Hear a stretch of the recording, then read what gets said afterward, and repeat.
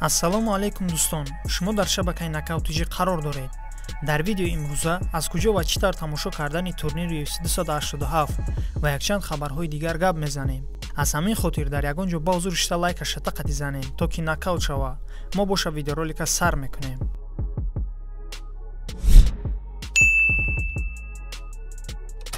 расман набарди сеюми Аманда Нунес бар зидди Ҷулиана Пеня 10 июн UFC 289.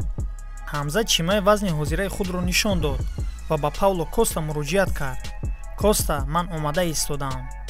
хотиррасон мекунем ки аллакай гуфтушунидҳо оиди набарди ҳамзат ва Пауло Коста рафта истодааст ва эҳтимол аст ки ин набард моҳи октябр дар Абу-Даби баргузор мегардад.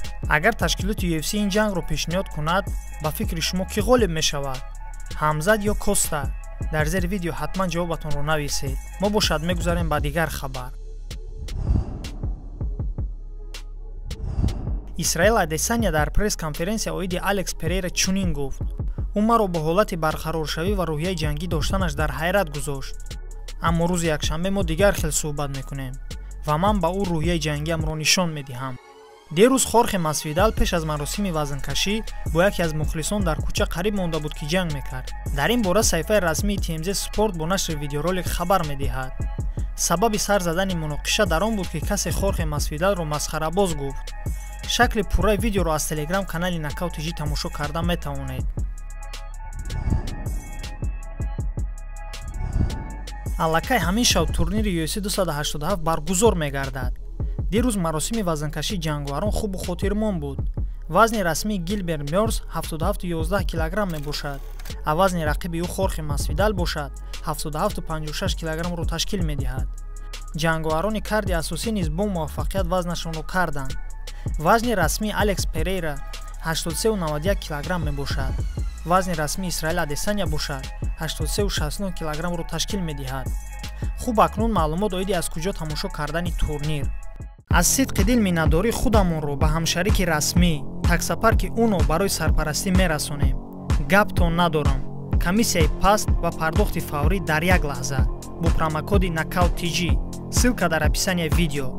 худи турнир шаби 8-9 апрел соати 1 шаб бо вақти Москва ва бо вақти душанбе соати 3 оғоз мешавад.